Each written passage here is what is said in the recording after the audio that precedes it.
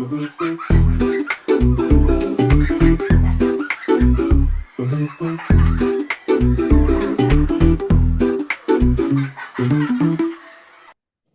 adik-adik, gimana kabarnya hari ini? Pasti luar biasa bukan? Sebagai anak-anak Tuhan yang sangat dikasihi Tuhan, yang sudah ditebus oleh Tuhan, pasti kabar kita luar biasa. Ya, Kak Tina juga kabarnya luar biasa. Kenapa? Kita dikasih kesehatan, dikasih nafas kehidupan, kita masih bisa bergerak semua karena kebaikan Tuhan Yesus, karena kasih Tuhan Yesus dalam kehidupan.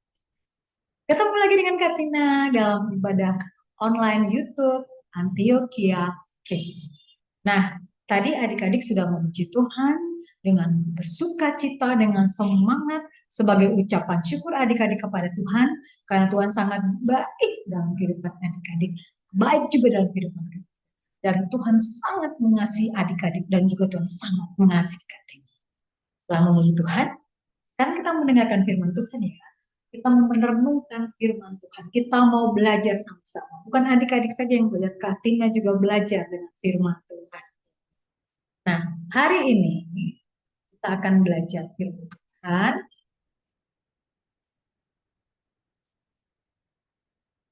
tentang Tuhan Yesus Sang Pemulih. Tuhan Yesus Sang Pemulih di dalam Yehezkiel 37 ayat 1 sampai 4.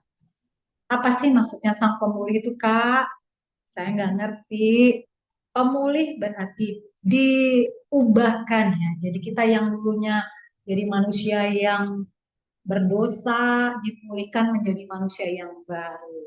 Nah dulu kita suka sakit-sakitan, dipulihkan, sekarang udah sehat, nggak sakit lagi. Dulu mungkin kita suka marah-marah, dipulihkan oleh Tuhan dan kita nggak marah-marah lagi, tapi kita menjadi orang yang sabar. Kita dulu juga mungkin suka berbohong, sudah dipulihkan oleh Tuhan menjadi tidak suka berbohong lagi.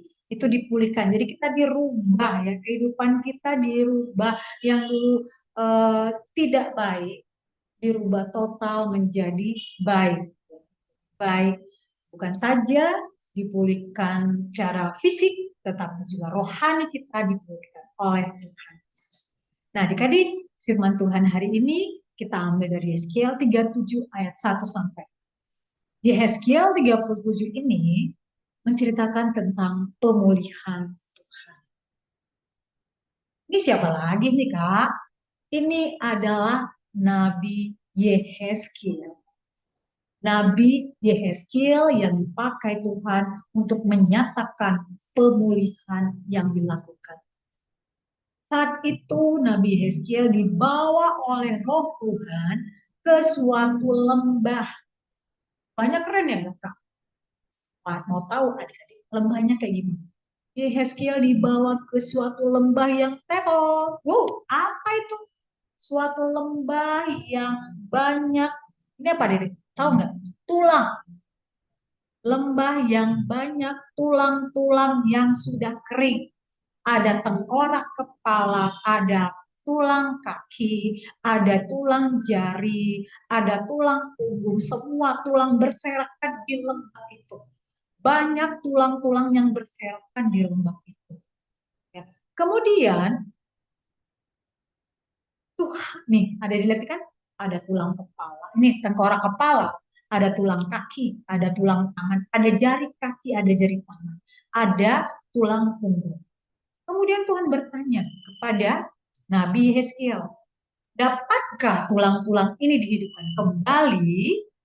Yang kan adik-adik, tulang-tulang yang berserakan, atau kepalanya siapa, tangannya siapa, kakinya siapa, bisakah dihidupkan kembali? Tetapi Nabi Hezkiel mengatakan, Engkau Tuhan yang mengetahui. Karena Yeskel, mengapa Yeskel mengatakan Tuhan yang mengetahui apakah tulang-tulang itu dihidupkan kembali apa tidak? Karena Yeskel tahu Tuhan Yesus berdaulat atas kehidupan manusia. Berarti Tuhan Yesus berdaulat terhadap kehidupan kita sebagai manusia. Jadi Nabi Yeskel mengatakan Tuhan yang mengetahuinya. Karena Yeskel tahu tadi Tina bilang, Nabi Yeskiel tahu bahwa Tuhan berdaulat atas kehidupan manusia. Kemudian Tuhan minta tolong ya, dia menyuruh Nabi Yeskiel untuk bernubuat. Bernubuat itu apa? Ngomong. Jadi Tuhan minta nih, ayo Yeskiel, kamu sekarang ngomong supaya tulang-tulang itu menjadi satu. Ya, supaya tulang-tulang itu bersatu. Benar. Nabi Yeskiel bernubuat, ayo tulang-tulang bersatulah. Ya, tulang itu jalan, dia cari temennya. Mana yang kepalanya, mungkin si A ini misalnya Ahmad. Ini kepalanya, kakinya nyari kepalanya, nanti tangannya nggak tahu yang di mana, itu cari. Jadi mereka bersatu kembali. Nanti ini ada tubuhnya si Ahmad, ini ada tubuhnya si Bobby, ini ada tubuhnya si Charlie, gitu ya. Jadi mereka menjadi satu, menjadi satu sesuai dengan tubuhnya masing-masing. Ya. Jadi ada kepala, ada tangan, ada jari tangan, ada kaki, ada jari kaki, ada tengkorak untuk paru-paru, ada juga tulang belakang. Itu semua menjadi satu karena nubuat hanya berkata-kata. Ya, Tuhan meminta Nabi Yeskiel untuk bernubuat dan tulang-tulang itu mendengarkan firman Tuhan. Tulang-tulang ini mendengarkan firman Tuhan sehingga mereka menjadi satu kembali. Bukan hanya tulang-tulang yang menjadi satu adik-adik. Nabi Yeskiel juga bernubuat supaya urat dan daging juga tumbuh di dalam tulang-tulang itu. Ya. Selain tulang-tulangnya kembali menjadi satu, tumbuh juga urat dan daging di dalam tulang-tulang itu. Adik-adik lihat ini sudah menjadi satu tubuh. Tapi kok dagingnya masih kelihatan, yang ngeri ya Kak, kalau masih ada daging kelihatan, urat-uratnya masih kelihatan. Tuhan minta lagi, Yeskiel kamu bernubuat lagi supaya kulitnya juga tumbuh. Nah, kulitnya tumbuh adik-adik. Yeskiel bernubuat dan kulitnya tumbuh. Tumbuh kan sudah menjadi manusia kan adik-adik. Ada kepalanya, ada rambutnya, ada matanya, ada hidungnya, ada tangan, ada kaki, ada perutnya. Udah menjadi tubuh manusia yang sempurna.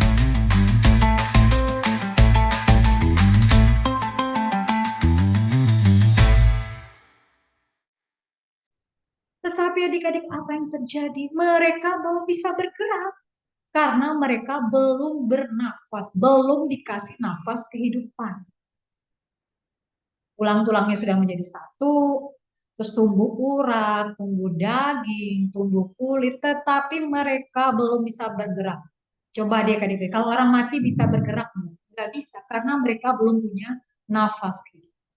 Kemudian Tuhan berkata lagi kepada Nabi Yeskiel, sekarang kamu bernubuat supaya nafas hidup itu masuk ke dalam mereka.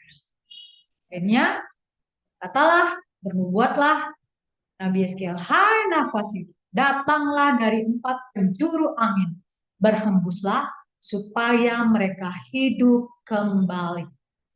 Jadi Nabi Yeskiel menubuat supaya nafas itu datang ya, nafas hidup itu datang dari 4 penjuru angin, itu utara, selatan, barat, dan timur. Itu 4 penjuru anginnya. Mungkin adik-adik sudah belajar ya. Jadi nafas hidup itu datang dari utara, dari selatan, dari barat, dan dari timur. Mereka datang berhembus masuk ke dalam tubuh manusia-manusia tadi yang udah dipulihkan, yang udah dikumpulin tuh ya, tulang-tulang jadi satu, ada daging, ada urat, ada kulit, sekarang udah dikasih nafas. Mereka hidup dan mereka berdiri, mereka hidup, mereka bisa bergerak.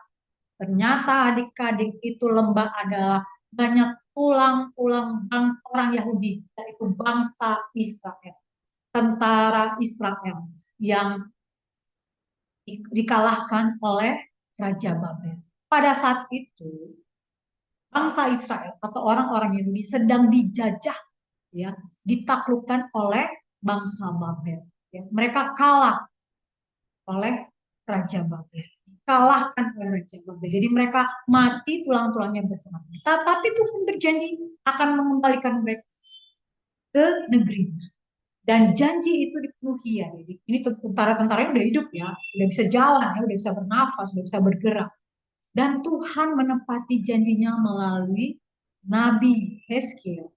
Ya, Janji Tuhan melalui Yeskiel menjadi nyata saat orang-orang Yahudi kemudian kembali ke tanah mereka, kembali ke negeri Israel, ya, dikembalikan, pemulihan Tuhan terjadi. Jadi tulang-tulang yang tadi adik-adik lihat, yang ada banyak di lembah itu, udah dipulihkan Tuhan, ya, dikasih daging, dikasih urat, dikasih kulit, dikasih nafas, sampai mereka bisa berhidup kembali, bisa berdiri, bisa berjalan, bisa bergerak. Dan Tuhan mengembalikan mereka ke tadi Yerusalem, ke negeri Israel. Adik-adik, Tuhan berjanji dan dia tidak pernah ingkar janji. Benar kan? Itu juga dalam kehidupan kita adik-adik. Ya, adik-adik tahu kan? Tuhan itu sayang sama adik-adik. Kita juga mau sayang sama adik-adik. Dan kita mau kehidupan kita juga dipulihkan. Tadi di awal katanya, mungkin adik-adik takut, adik-adik minder, adik-adik nggak pinter. Ya, walaupun adik-adik belajar tapi nilainya nggak pernah bagus, nggak pernah dapet juara. Adik-adik yang dulu suka marah-marah, mau dipulihkan supaya tidak marah-marah lagi. Yang suka bohong, mau dipulihkan supaya tidak bohong lagi. Kita mau, karena Tuhan sayang ya, Tuhan sayang. Kasihnya Allah tuh begitu besar, Tuhan tuh baik-baik kita. Contohnya gampang aja. Kita bangun pagi, dikasih nafas kehidupan, dikasih kesehatan, kita bisa bergerak, kita bisa bertawa, kita bisa menyanyi. Ya. Tuhan memulihkan. Bangsa Israel dipulihkan. Ya, tulang-tulang ada dilihat tadi kan, tulang-tulang banyak berserakan, nggak tahu kepalanya siapa, tangannya di mana, kakinya di mana, tapi dengan roh Tuhan yang bekerja, ya itu bisa kembali. Karena kita sebagai manusia hidup oleh roh Tuhan dan kuasa. Firman Tuhan mengatakan manusia itu hidup karena roh Tuhan dan kuasanya yang ada di dalam kita. Karena itu Tuhan mau mengubahkan, yang memulihkan kehidupan kita yang jelek, yang dulu sudah rusak, yang sangat berdosa, kita malu, kita takut, Tuhan ubahkan. Dipulihkan kita menjadi orang yang berani, yang tidak takut gelap lagi, yang tidak minder lagi kalau diolok-olok kita berani. Saya kan nggak gitu, saya bukannya bodoh, saya percaya Tuhan akan memberikan saya kepintaran. Adik-adik belajar, doa, Tuhan akan memulihkan kehidupan adik-adik. Adik-adik bisa menjadi cuap. Adik-adik yang dulu suka bohong. Adik-adik bisa dipulihkan supaya tidak berbohong lagi. Adik-adik yang dulu pemarah, Tuhan bisa pulihkan. Jadi adik-adik yang tidak suka marah-marah, tapi sabar. Adik-adik dulu yang suka malas, sekarang menjadi adik-adik. Itu dipulihkan. Kehidupan kita yang rusak, dipulihkan. Itu secara fisik. Bukan saja secara fisik, tetapi secara rohani juga. Adik-adik yang sakit, udah tidak sakit lagi. Ya, adik-adik akan dipulihkan oleh Tuhan. Bukan saja secara fisik, tetapi juga rohani kita. Kita akan semakin dekat dengan Tuhan, kita akan semakin mengasihi Tuhan, dan kita bisa menjadi saksinya Tuhan yang melalui kehidupan kita. Nah, bagaimana ya caranya Kak supaya kehidupan saya, ya bukannya kehidupannya dia aja, kehidupan Kak Tina juga mau dipulihkan. Gimana caranya ya Kak? Adik-adik mau dipulihkan?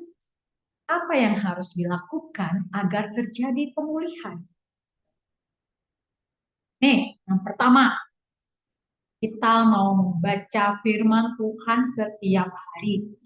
Kita mau mendengarkan firman Tuhan dengan sungguh-sungguh. Kita mau melakukan firman Tuhan setiap hari. Kita mau memperkatakan firman Tuhan setiap hari. Kenapa sih Kak harus begitu? Karena di dalam firman Tuhan itu, di dalam Alkitab itu kan ada ayat-ayat firman Tuhan akan memberikan iman, akan memberikan kekuatan dan damai sejahtera dalam kehidupan kita. Ya.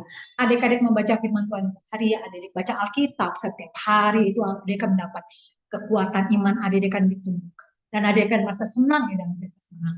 Terus kalau adik-adik dengarkan firman Tuhan, kalau lagi sekolah minggu itu dengarkan firman Tuhan tuh sungguh-sungguh ya. Jangan main handphone, di handphonenya dibuka, alasannya mau baca firman, tapi Katina lihat ada yang main game, ya, ada yang chatting sama temennya. Kita mau dengarkan firman Tuhan, kita mau belajar ya. Yang sudah bisa baca kita boleh, yang sudah bisa membaca, adik-adik boleh belajar membaca Alkitab. baca firman Tuhan setiap hari, mungkin 1 ayat, 2 ayat, sudah bisa udah 1 perikop, terus 1 pasal. Ya, adik-adik belajar baca. Dengarkan firman Tuhan dengan sungguh-sungguh. Pada saat firman Tuhan disampaikan, adik-adik pada saat ibadah dengan papa mama, atau pada saat ibadah sekolah minggu, dengarkan firman Tuhan dengan sungguh-sungguh. Ya, karena dalam firman Tuhan itu ada roh Tuhan yang bekerja dalam kehidupan. Kita juga mau melakukan firman Tuhan dalam kehidupan kita. Misalnya nih, firman Tuhan mengatakan, tetaplah berdoa. Dan kita tetap berdoa. Apapun yang kita lakukan, kita berdoa. Kita mau ke sekolah, kita berdoa. Supaya Tuhan menghindari kita dari segala mara bahaya. Kecelakaan, orang yang lalai. Karena kelalaian mereka kita yang kita mau makan, kita berdoa. Supaya apa? Makanan yang kita dimakan itu memberikan kesehatan. Kalau kita nggak berdoa, kita makan, kita sakit. Ya, karena ada bakteri, ada virus di dalam makanan itu tidak sih. Kita mau berdoa. Apapun yang kita lakukan, kita mau berdoa. Kita mau tidur, kita berdoa. Supaya apa? Tuhan menjaga, melindungi kita. Kita bangun dengan tubuh sehat, kita nggak mimpi yang aneh-aneh. Ya, karena Tuhan menjaga dan melindungi kita. Kita mau melakukan firman Tuhan. Kita berdoa. Terus ada yang bilang, jangan khawatir, ya, jangan takut. Itu adalah bagian. Dan itu kita mau perkatakan juga dalam kehidupan kita. Misalnya kita takut, Tuhan bilang jangan takut. Itu kita sudah memperkatakan firman Tuhan. Terus kita bilang, Tuhan Yesus itu baik. Itu kita sudah memperkatakan firman Tuhan dalam kehidupan kita. Kalau kita katakan Tuhan Yesus itu baik, Tuhan itu benar-benar akan terjadi dalam kehidupan kita. Ada di bilang, saya tidak takut. Dan itu akan terjadi. Adik-adik tidak takut. Karena roh Tuhan itu memberikan adik-adik iman.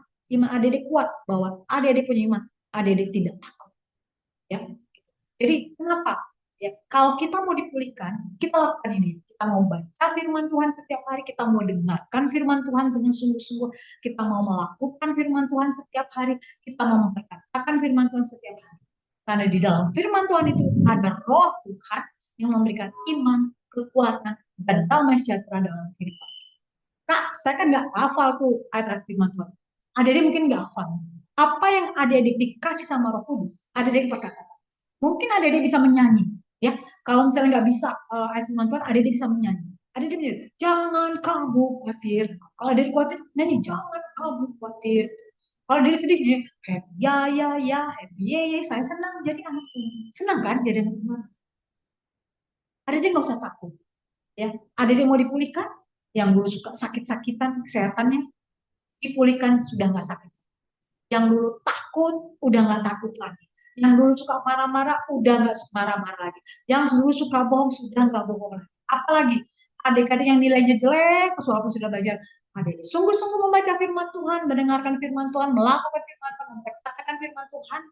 Roh Tuhan akan memberikan adik-adik firman Tuhan, memberikan roh, hikmat, pengetahuan, ya. Jadi apa yang ada di pelajaran itu akan keluar pada saat adik-adik ujian, pada saat adik-adik belajar di sekolah. Nanti adik-adik bisa menjadi juara di kelas, ya. Karena roh Tuhan memulihkan keadaan adik-adik. Tuhan memberikan adik-adik hikmat, pengetahuan, dan kepintaran. Mau kan dipulihkan gitu? Jadi apa yang kita harus lakukan untuk melakukan terjadi pemulihan? Baca Alkitab, dengarkan firman Tuhan yang sungguh-sungguh, melakukan firman Tuhan dalam kehidupan kita, memperkatakan firman Tuhan dalam kehidupan kita. Karena di dalam firman Tuhan ada roh yang memberikan iman, kekuatan, dan damai sejahtera. Itu saja. Ada lagi adik-adik. Kita mau tetap setia kepada Tuhan Yesus. Karena kasih Tuhan Yesus kepada kita sangat besar.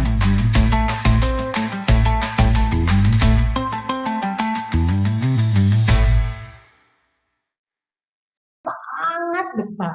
Emang iya, Kak? Iya dong. Siapa sih orang yang mau disalibkan untuk menebus dosa semua orang? Siapa ada yang mau? Nggak ada yang mau kan? Tetapi Tuhan Yesus mau mati disalibkan untuk menebus dosa semua orang. Kasih Allah begitu besar kepada kita, melebihi semua yang ada di dunia ini. Ya, kasih Allah begitu besar bagi kehidupan kita, melebihi semua yang ada di dalam dunia. Kalau adik-adik mau dipulihkan kehidupannya, kita belajar. Kita membaca Alkitab setiap hari, mendengar firman Tuhan sungguh-sungguh, melakukan firman Tuhan dalam kehidupan kita setiap hari, memperkatakan firman Tuhan. Karena di dalam firman Tuhan itu ada roh Tuhan yang memberikan iman, kekuatan, dan damai sejahtera dalam kehidupan kita. Dia mengubahkan kehidupan kita menjadi manusia yang baru. Dan kita mau tetap setia kepada Tuhan Yesus. Apapun yang terjadi, kita mau tetap setia. Kita bisa dipulihkan seperti tulang-tulang yang tadi dilihat. Tulang-tulang itu dipulihkan menjadi manusia baru, menjadi manusia baru dan dikembalikan ke negeri. Adik-adik nanti akan dipulihkan menjadi manusia yang baru, dan adik-adik bisa menjadi saksi, menjadi teladan, menjadi contoh bagi orang lain untuk kemuliaan nama Tuhan. Jadi setelah dipulihkan jangan sombong, tapi kita tetap rendah hati. Kita tahu semua itu roh Tuhan yang bekerja dalam kehidupan kita. Tetap rendah hati adik-adik. Kalau adik tetap rendah hati, adik-adik akan tetap diberkati oleh Tuhan. Ya, berkatnya apa? Adik-adik berkat itu bukan dalam hal materi. Adik-adik dikasih nafas kehidupan, adik-adik dikasih kesehatan, adik-adik bisa makan, adik-adik bisa berjalan, adik-adik bisa tidur nyenyak, adik-adik bisa bernapas. Itu berkat yang Tuhan berikan dalam kehidupan. Ya, itu renungan firman Tuhan pada hari ini. Untuk menguatkan firman Tuhan ini, Kak Tina kasih hafalannya. Ayat hafalannya di dalam Yohanes 6 ayat 63. Rohlah yang memberi hidup. Roh inilah roh Tuhan. Daging sama sekali tidak berguna. Perkataan-perkataan yang kukatakan kepadamu adalah roh dan hidup. Ya. Jadi roh Tuhan yang memberi kita kehidupan. Ya. Perkataan-perkataan yang kukatakan itu adalah firman Tuhan yang kita baca setiap hari. Firman Tuhan itu ada di dalam Alkitab. Kita lakukan. Tadi kan kita baca Alkitab atau firman Tuhan, kita mau dengarkan firman Tuhan dengan sungguh-sungguh, kita melakukan firman Tuhan itu dalam kehidupan kita, dan kita memperkatakan firman Tuhan itu setiap hari dalam kehidupan kita. Dan roh itu akan memberi kita hidup. Roh Tuhan itu yang ada dalam firman itu akan memberi kita hidup.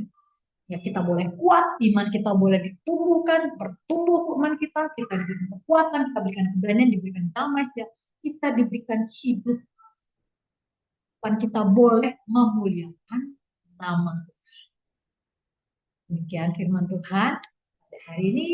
Terima kasih dan Tuhan Yesus memberkati.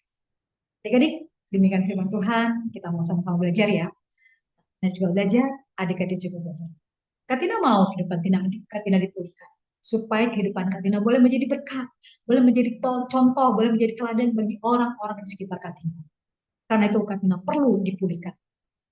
Mari kita sama-sama mau dipulihkan. Kita mau tadi apa? Satu, rajin baca Alkitab. Kedua, dengarkan firman Tuhan dengan sungguh-sungguh. Ketiga, melakukan firman Tuhan dalam kehidupan kita. Yang keempat, kita mau memperkatakan firman Tuhan setiap hari dalam kehidupan kita. Dan terakhir, kita mau tetap setia kepada Tuhan Yesus. Nanti pemulihan akan terjadi dalam kehidupan kita. Bukan pemulihan secara fisik saja, tetapi pemulihan Tuhan dalam kehidupan kita. Sehingga kehidupan kita, seperti yang Katina katakan, bisa menjadi saksi untuk kemuliaan nama Tuhan. Bisa menjadi contoh dan teladan bagi orang-orang di sekitar kita, bagi teman-teman kita, bagi kakak adik kita, bagi orang tua kita, bagi om tante kita, bagi opa, oma, opung, kakek, nenek, semuanya. Dimanapun kita berada, misalnya kita lagi di sekolah, kita bisa jadi contoh. Ya, tadi dia bisa mengatakan, bagaimana sih Kak caranya? Gampang, kalau dikasih bilang terima kasih. Kalau ada datang ke sekolah, selamat pagi Bu Guru, selamat pagi teman-teman. Nanti kalau ada yang mau minta tolong, Pak, ambil tuh buku aku. Jangan. Ada dia bilang, boleh tolong ambilkan buku saya. Itu akan menjadi contoh. Oh, dia tuh bagus ya. Dia minta tolong ya, nggak kayak saya yang ambilin dengan nada marah, tapi tolong ambilin pulpen saya, boleh minta tolong. Atau, terima kasih ya, selamat pagi, ucapkan. Itu udah ada dia menjadi contoh. Jadi ada dia mengaku terima kasih, ada dia mengasihi teman, dia mengasihi orang-orang di sekitar. Itu sudah melakukan. Kita mau menjadi contoh. Ya. Katina mau kehidupan Katina dipulihkan. Katina juga percaya adik-adik juga mau kehidupannya dipulihkan oleh Tuhan. Supaya kehidupan kita boleh dipakai oleh Tuhan Yesus menjadi contoh, menjadi teladan, menjadi berkat untuk memuliakan. Senang kan kalau teman-teman kita juga diselamatkan, mereka bisa masuk surga bersama-sama. Senang kan? Wih, teman saya juga udah percaya sama Tuhan Yesus. Oh, senang sekali. Teman saya yang itu juga sudah percaya sama Tuhan Yesus. Wih, senang sekali. Mau kan? Kita mau kehidupan kita dipulihkan dulu ya. Kehidupan kita dipulihkan dulu, supaya kehidupan kita bisa memuliakan nama Tuhan, menjadi contoh, barulah kita bisa bersaksi kepada orang-orang itu supaya mereka, teman-teman kita itu juga bisa memuliakan nama Tuhan, bisa dipulihkan kehidupannya seperti Tuhan memulihkan kehidupan dan mereka boleh diselamatkan. Ya. Teman-temannya pada sore hari ini kita mau belajar sama-sama ya, melakukan firman Tuhan, baca Alkitab setiap hari, dengarkan firman Tuhan dengan sungguh-sungguh, mau melakukan firman Tuhan dalam kehidupan kita sehari, terus mau memperkatakan firman Tuhan dalam kehidupan sehari, dan kita tetap setia. Kita mau belajar, Kak Tina juga belajar, adik-adik juga belajar. Karena kita mau dipulihkan, dan kita mau menjadi saksi untuk kemuliaan Allah. Sebelum kita akhiri firman Tuhan, kita berdoa dulu ya. Satu lipat tangan, dua tutup mata, tiga tunduk kepala. Mari kita berdoa. Tuhan Yesus, terima kasih Tuhan buat firman-Mu pada hari ini. Terima kasih Tuhan, Kau sudah ingatkan kami bagaimana cara untuk kehidupan kami dipulihkan. Tolong kami Tuhan, kami merasa tidak mampu Tuhan, tapi kami mau belajar Tuhan, mengikuti proses yang Tuhan lakukan dalam kehidupan kami. Kami mau mulai belajar Tuhan membaca firman Tuhan setiap hari, mau mendengarkan firman Tuhan dengan sungguh-sungguh, mau melakukan firman Tuhan dalam kehidupan kami, mau memperkatakan firman Tuhan dalam kehidupan kami, karena kami percaya roh Tuhan ada di dalam firman akan memberikan kami kehidupan, memperkuat iman percaya kami untuk tetap setia dalam Engkau apapun yang kami ada. Dan kami percaya kami boleh merasakan mujizat-Mu dan damai sejahtera dalam kehidupan kami. Terima kasih Tuhan, terima kasih berkati kehidupan kami Tuhan. Jadikan kami menjadi anak-anak-Mu yang baik, yang takut dan taat akan perintah Tuhan dan perintah orang tua. Kami mau menjadi saksi Tuhan dimanapun Tuhan tempatkan. Berkati Tuhan pelajaran sekolah kami, berkati kehidupan kami, berkati tingkah laku kami Tuhan. Kami anak-anak menjadi saksi hormat kemuliaan bagi. Terima kasih Tuhan Yesus, di dalam nama Tuhan Yesus Kristus kami sudah berdoa dan haleluya, amin. Terima kasih adik-adik. Tuhan Yesus memberkati. Sampai jumpa lagi dalam ibadah online YouTube Antioquia Kids selanjutnya. Dadah.